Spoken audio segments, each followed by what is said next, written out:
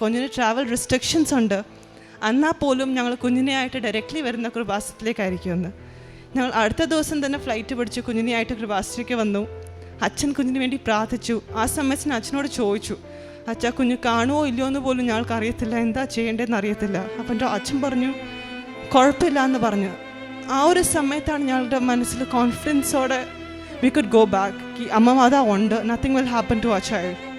ആ ഒരു കോൺഫിഡൻസോടെ ഞങ്ങൾ we went forward with the surgery.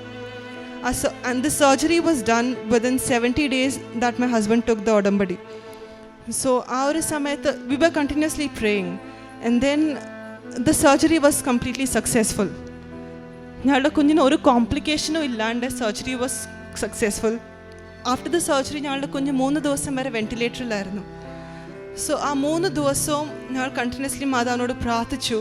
But ICUലായിരുന്ന കാരണം like you can go to meet her very often. So any one person can go to meet her for 5 to 10 minutes. So ഇടയ്ക്ക് ഞാൻ പോകുമായിരുന്നു. Some days my husband use to go. So ഞാൻ പോകുന്ന സമയത്ത് ഞങ്ങൾ എന്താണ് ചെയ്യുന്നത് വെച്ചാൽ അമ്മമാതാൻ്റെ തൈലം എങ്ങനെയെങ്കിലും കുഞ്ഞിൻ്റെ അടുത്ത് എത്തിക്കണമെന്ന് ഞങ്ങൾക്ക് ആഗ്രഹം ഉണ്ടായിരുന്നു. പക്ഷേ ICUവിൽ നമുക്കൊന്നും കൊണ്ടുപോകാൻ പറ്റത്തില്ല. സോ ഞങ്ങളുടെ നെറ്റിയിൽ തൈലം തേച്ചുകൊണ്ട് അകത്ത് പോകുമായിരുന്നു. അവിടെ പോയിട്ട് കൊച്ചിൻ്റെ ബെഡിലോട്ട് തൈലം തേക്കുമായിരുന്നു. കൊച്ചിനെ തൊടാൻ പറ്റത്തില്ല. സോ കൊച്ചിൻ്റെ ബെഡിൽ തൈലം തേക്കുമായിരുന്നു. ICUയുടെ പുറത്ത് ഉപ്പ് വിതറിയിട്ടുണ്ട്. വിശ്വാസത്തിൽ അമ്മമാതാ ഞങ്ങളുടെ കുഞ്ഞിനെ കാത്തോളുമെന്ന് ഉള്ള വിശ്വാസത്തിൽ. ആ 3 ദിവസം കഴിഞ്ഞ് ഡോക്ടർ പറഞ്ഞു കുഞ്ഞിന് കുഴപ്പമൊന്നുമില്ല, we can remove Har from the ventilator.